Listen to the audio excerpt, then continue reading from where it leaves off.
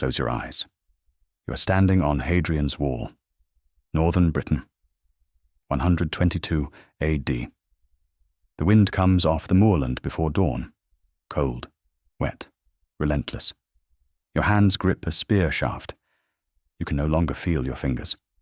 Against your chest, iron. Against your shoulders, iron. Your armor, buckled on an hour ago, is no longer protecting you.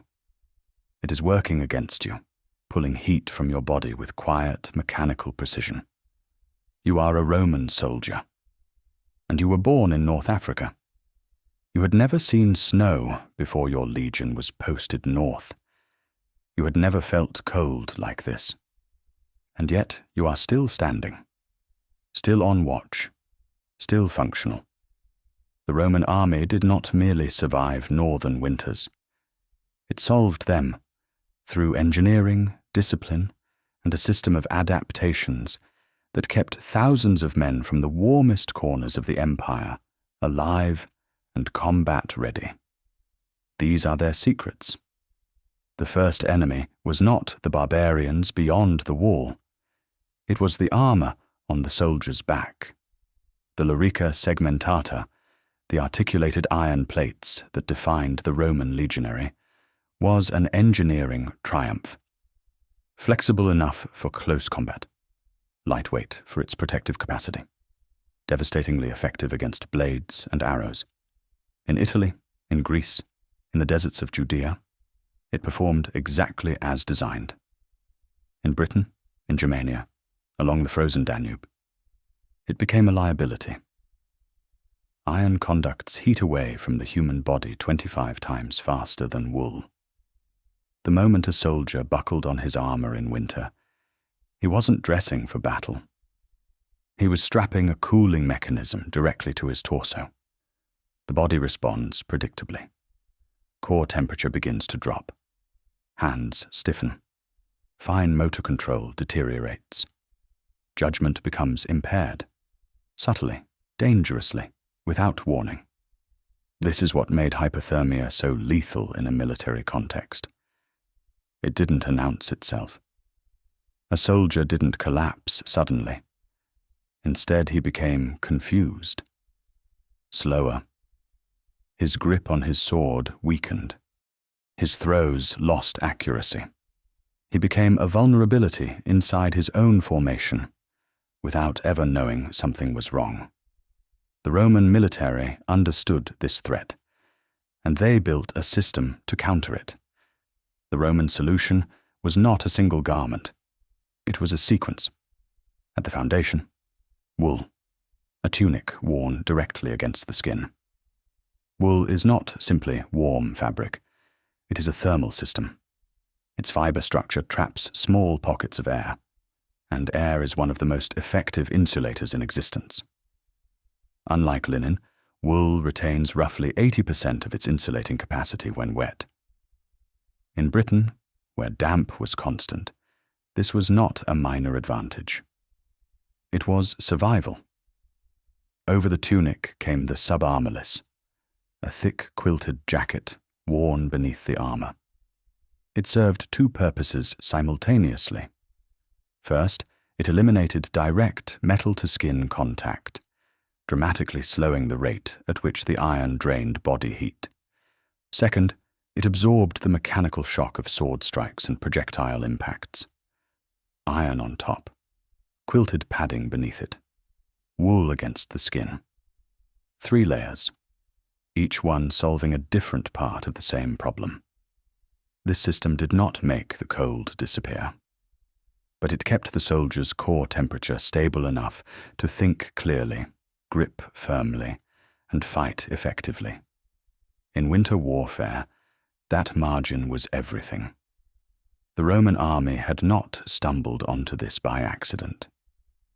It had observed, tested, and institutionalized it, embedding the solution into standard kit so that every soldier, on every frontier, had access to the same protection. We do not have to speculate about what Roman soldiers suffered in cold climates. We have their words. Excavations at Vindolanda, a fort just south of Hadrian's Wall, uncovered hundreds of thin wooden writing tablets preserved in waterlogged soil. Letters, shopping lists, personal requests. Documents so intimate they feel less like archaeology and more like reading someone's mail. One tablet contains a request from a soldier to his family back home. He asks them to send socks, underpants, and sandals. That single line tells us something important. The official military supply chain was not always meeting the basic thermal needs of men on the northern frontier. Soldiers were supplementing their issued kit with civilian items, chosen not for regulatory compliance, but for warmth. The footwear question is particularly revealing. The standard military sandal, the caliga, was an open design, engineered for long marches in warm weather. In a British winter, it was inadequate. Archaeological evidence from northern frontier sites shows a different shoe appearing alongside it. The calceus, a closed leather shoe covering the foot entirely. The records suggest this was not unauthorized. Soldiers on the northern frontier were formally permitted to adapt their footwear to local conditions. This matters. It tells us the Roman military was not rigidly applying a universal standard regardless of environment. When conditions demanded it, the institution bent. The most important Roman adaptation to cold weather was not material. It was organizational. The Romans structured their military year around the seasons. Summer, aestas, was for campaigning. Winter had its own designation, Hiberna. And Hiberna was not simply a pause. It was a distinct operational phase, planned and resourced accordingly. Large-scale winter campaigns were possible, but they were understood to be exceptional, costly, logistically brutal, justified only by strategic emergency. The default assumption was simple. When cold arrived, the army withdrew to its winter quarters. These were not tents on frozen ground. By the height of the empire, permanent frontier forts were substantial installations, stone and timber structures with barracks, granaries, workshops, hospitals, and baths. A legionary in winter quarters was in a building, a heated building. The Hiberna system reflects something fundamental about Roman military culture. A soldier's fighting capacity was a resource, not to be expended carelessly, but preserved. Keeping men healthy through winter was not comfort. It was preparation for the campaign season that followed. Other armies of the ancient world endured winter.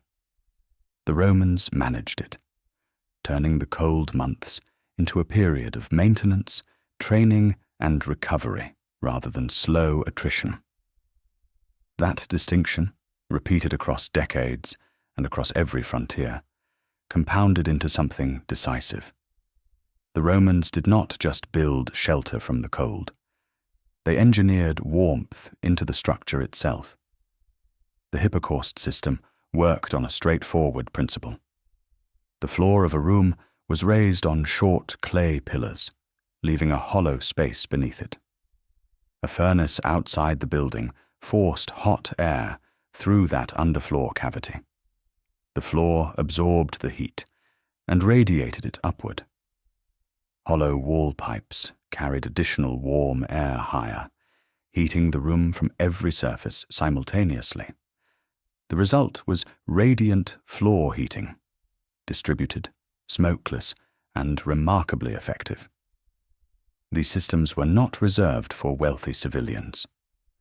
They were built into the bathhouses of Roman military forts as standard infrastructure. The fort baths, the thermae, were not a luxury. They were a calculated investment in the fighting capacity of the garrison. Consider what this meant in practice. A soldier stationed on the northern frontier in midwinter had access to heated bathing facilities that provided warmth, hygiene, and recovery, all at once. He was living at a thermal standard that most local civilians, including the wealthy, could not match. This was the Roman system operating at its most characteristic. Not individual toughness against impossible conditions, but institutional infrastructure, deliberately designed to keep a population of fighting men functional through circumstances that would otherwise degrade them. Off-duty, away from the watch, the Roman soldier had another layer of defense against the cold. The sagum, a large, heavy wool cloak fastened at the shoulder, blocked wind and retained body heat effectively. The pennula went further, a hooded poncho-like garment that protected the head and neck, where heat loss is most significant. But the most revealing adaptation involves trousers. To the Roman of the early empire, trousers were not a Roman garment. They were barbarian, worn by Gauls, Germans, Persians. The Latin word for them, brachii, carried an implicit association with the uncivilized world beyond the frontier. A Roman soldier wearing trousers was, in some sense, conceding that the barbarians had solved a problem Rome had not. The evidence from northern frontier sites makes clear that this cultural resistance eventually collapsed.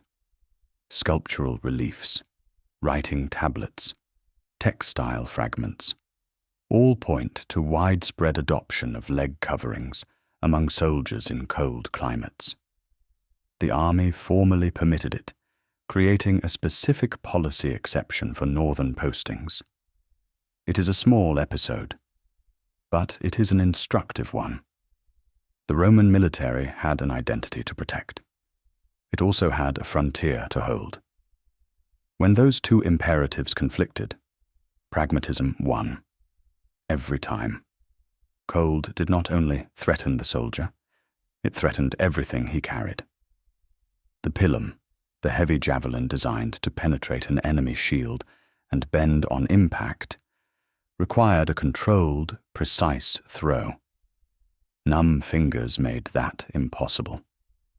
The tactical advantage the weapon was designed to deliver simply disappeared in freezing temperatures. The grip on a gladius demanded strength and fine motor control that cold progressively eroded.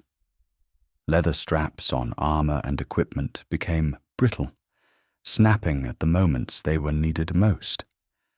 The Romans addressed this through the valetudinarium, the military hospital present in every permanent fort of sufficient size.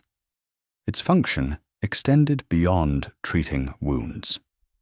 In winter, it operated as a system for maintaining the physical condition of the force as a whole. Frostbite and hypothermia were treated through gradual rewarming. Roman medical texts were explicit that aggressive rewarming of frozen extremities caused damage, a principle modern medicine confirms. Caloric intake was increased during cold months to support the elevated demands of maintaining body temperature.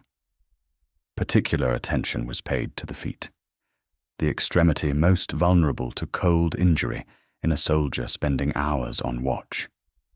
The valetudinarium treated the soldier's body as a logistical asset, something to be maintained, repaired, and returned to service. In winter, that mindset was not compassion. It was strategy. So, how did Roman soldiers survive the winter? Not through stoicism, not through the mythologized toughness that popular history reaches for when it cannot find a better answer. They survived because the Roman military was a system, one that observed problems, developed solutions, and institutionalized them, so that every soldier, on every frontier had access to the same protection: layered clothing, permanent fortifications, engineered heating, adaptive policy that placed operational effectiveness above cultural tradition, a medical infrastructure that treated the human body as something worth maintaining. The men who stood on Hadrian's Wall in midwinter were far from home. Many had never experienced cold before they arrived. They were uncomfortable, sometimes ill. Some did not survive.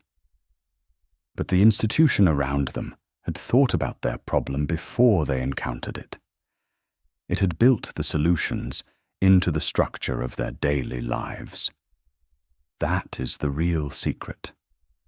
Not that Roman soldiers were harder than other men, but that the Roman military was smarter than most armies. Smart enough to know that winter could not be defeated by willpower alone. It had to be engineered around.